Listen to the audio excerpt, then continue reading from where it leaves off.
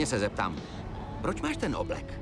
Já hnedka, jak jsem vyhořel, jsem ho svlík. Nech mě. Tak hnusnej zas není. Nemluv o mým obleku. Spích si zo sám? Já svůj. Drž zobák. Donutili tě X-meni? Takový zdechlý pičusové. Tohle kámoši nedělaj. Nenechaj kámoše odejít. Bojovat se zločinem, když vypadá jak voloupanej banán. Drž už kurva tu hubu, nebo... No co? Ať ti nepraskne žilka, Andílku. Chci se s tebou zblížit. Jo, tak si vyber jiný téma. Fajn.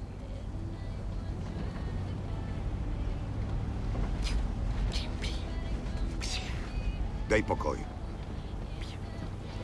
Jestli se jim tvůj svět podaří spravit, co uděláš jako první? Dáš si někde panáka dezinfekce nebo radši směsi do ostřikovačů? Co si to řek?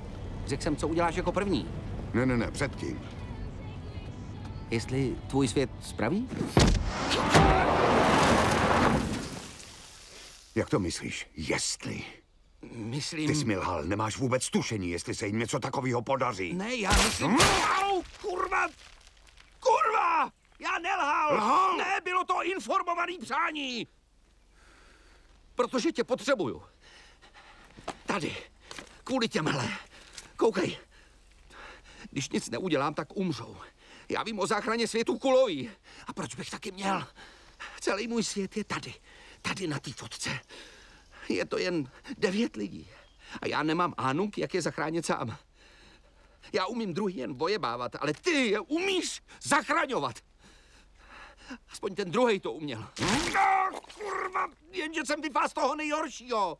Říkala jsi, že to bylo informovaný kurva přání? Říkaj mi držkatej žoldák.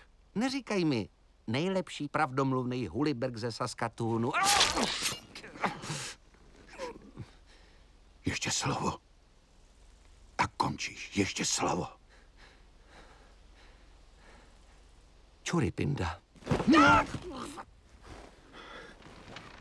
No jo, jsi fakt k smíchu.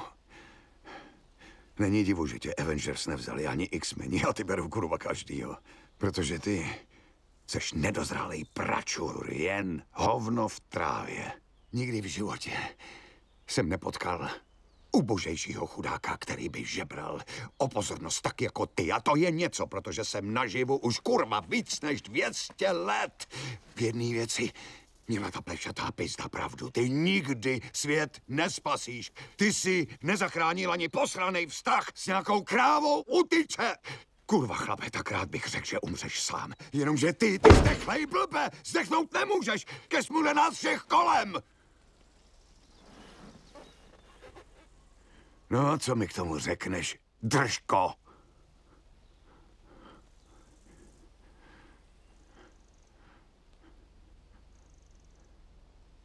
Že ti rozbiju držku. Tak to jo.